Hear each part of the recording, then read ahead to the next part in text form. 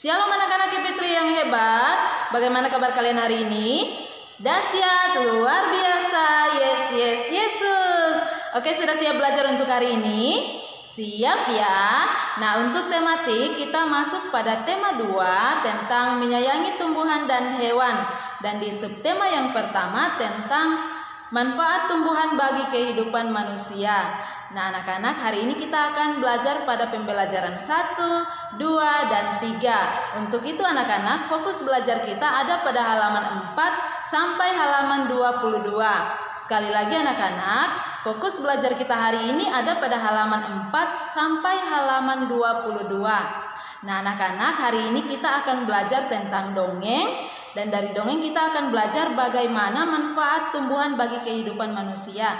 Dan kita juga akan belajar tentang sifat pertukaran pada penjumlahan. Nah, anak-anak hebat, Miss Rani mau tanya, ada yang suka dengar cerita dongeng? Atau mungkin ada anak-anak di rumah yang papa mamanya suka membacakan cerita dongeng sebelum tidur? Ada? Iya, pasti ada. Nah, anak-anak, dongeng adalah sebuah cerita yang tidak benar-benar terjadi. Sekali lagi, dongeng adalah sebuah cerita yang tidak benar-benar terjadi. Nah, hari ini kita akan belajar dari cerita dongeng tentang pohon yang sombong. Nah, anak-anak bisa perhatikan halaman 4 sampai halaman 5. Di sini ada cerita dongeng tentang pohon yang sombong. Nah, bagaimana ceritanya anak-anak? Mari kita simak sama-sama ya. Suatu hari di sebuah hutan, ada sebuah pohon besar yang tumbuh di pinggir sungai. Pohon tersebut sangat lebat dan kokoh. Ia adalah pohon tua yang sudah berumur. Pohon-pohon yang lain sudah mati karena kehujanan dan kepanasan. Hal tersebut membuat pohon tua menjadi sombong. Setiap penghuni hutan meminta bantuan, ia selalu menolak. Kata kenari, "Pohon, matahari sangat menyengat. Bolehkah aku berteduh?" Pohon menjawab, "Tidak. Jika kau hinggap di rantingku, kau akan meninggalkan kotoran. Itu akan membuatku kumal dan bau." Anak-anak yang hebat, kancil mendengar percakapan tersebut dan mendatangi pohon. Kata kancil, "Hei pohon, bagaimana rasanya kau berada di cuaca panas?" Pohon menjawab, "Rasanya sejuk. Aku punya daun yang lebat sehingga aku tidak merasakan panas. Aku punya akar yang menjangkau sungai sehingga aku tidak kehausan." Kata kancil, "Wahai pohon, bolehkah aku berlindung di sini?" Tetapi pohon menjawab, "Tidak. Kau harus cari pohon yang lain."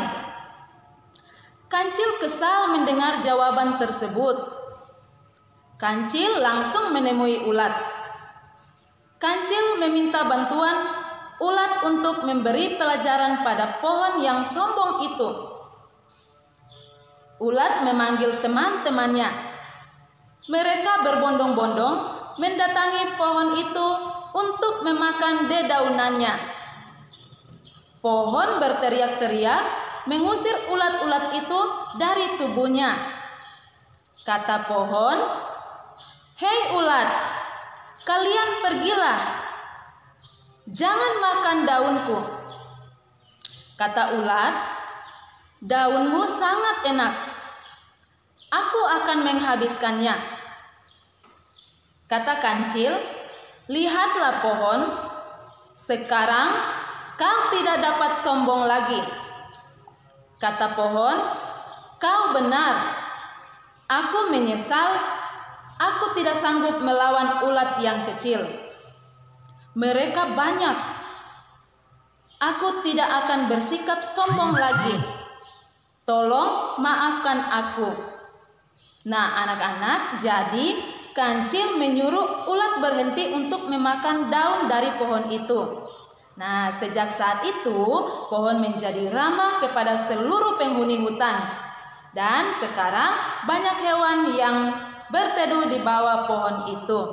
Nah, anak-anak, dari kisah di sini ternyata pohon juga memiliki fungsi yang sangat penting bagi kehidupan makhluk hidup yang lain.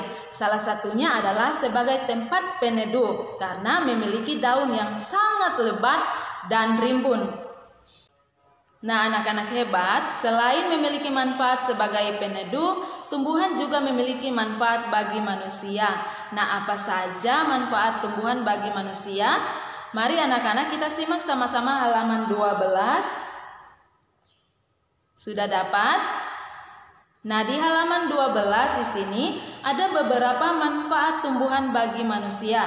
Yang pertama adalah manfaat tumbuhan untuk dikonsumsi. Jadi anak-anak, ada bagian tumbuhan seperti buah, daun, batang, dan juga akar dapat digunakan sebagai bahan makanan untuk dikonsumsi. Karena pada bagian-bagian ini memiliki vitamin, karbohidrat, dan zat-zat yang lain yang sangat diperlukan bagi tubuh manusia. Yang kedua adalah tumbuhan menghasilkan oksigen. Nah, anak-anak, pada siang hari tumbuhan melakukan fotosintesis atau proses pembentukan karbohidrat. Nah, pada proses fotosintesis tumbuhan mengambil karbon dioksida dan menghasilkan oksigen. Nah, oksigen tersebut memberi udara menjadi sejuk. Yang ketiga adalah tumbuhan menyediakan air bersih. Jadi anak-anak, air bersih merupakan salah satu sumber daya alam yang sangat dibutuhkan oleh manusia. Nah, aktivitas manusia seperti mandi, minum, mencuci, dan juga bertani sangat bergantung dari tersedianya air bersih. Nah, air bersih dapat disediakan oleh hutan. Nah, akar tumbuhan yang ada di hutan juga dapat menahan erosi saat hujan. Manfaat yang keempat adalah tumbuhan sebagai pelindung dari sinar matahari. Nah, anak-anak, pada di siang hari cuaca akan terasa panas. Nah, hal tersebut terjadi karena sinar matahari yang memanaskan bumi. Nah, tumbuhan yang berukuran besar dapat melindungi manusia dari terik sinar matahari. Nah, cuaca juga menjadi sangat sejuk karena tumbuhan tersebut dapat mengeluarkan oksigen di siang hari. Nah, manfaat yang kelima adalah tumbuhan sebagai bahan peralatan rumah tangga. Jadi anak-anak, tumbuhan jenis tertentu juga dapat dijadikan sebagai pembuatan peralatan rumah tangga seperti kursi dan juga meja. Yang keenam adalah manfaat tumbuhan sebagai obat. Jadi anak-anak, ada beberapa jenis tumbuhan yang dapat dijadikan obat untuk mengobati penyakit. Nah, anak-anak, jadi tumbuhan memiliki manfaat yang sangat penting bagi kehidupan manusia. Untuk itu, kalian harus jaga, harus rawat, dan harus lindungi semua tumbuhan yang ada di sekitar kalian. Nah, anak-anak, sekarang kita lanjut materi kita, yaitu tentang sifat pertukaran atau komutatif pada penjumlahan. Mari simak penjelasan Miss Rani ya. Oke anak-anak hebat, pada operasi penjumlahan bilangan ada sifat komutatif atau pertukaran. Nah, anak-anak perhatikan rumus di sini. Nah, rumusnya adalah A tambah B sama dengan B tambah A. Nah, di sini Miss Rani kasih contoh 123 ditambah 541 itu sama dengan 541 tambah 123. Jadi ditukar ya anak-anak. Nah, kita lihat sama-sama, kita menyelesaikannya dengan cara bersusun agar lebih cepat. 123 ditambah 541 tambah 3 tambah 1 4, 2 tambah 4 6, 1 tambah 5 6. Jadi hasilnya 664. Nah, sekarang kita lihat hasilnya dari 541 tambah 123. Apakah hasilnya sama atau tidak? Tambah 123. 1 tambah 3, 4. 4 tambah 2, 6. 5 tambah 1, 6. Nah, hasilnya 664. Jadi hasilnya sama ya anak-anak. Nah, jadi itu sifat pertukaran pada penjumlahan bilangan. Nah, demikian materi kita di hari ini. Miss Rani terus ingatkan untuk tetap semangat belajar di rumah, tetap jaga kesehatan. Tuhan Yesus memberkati. Bye.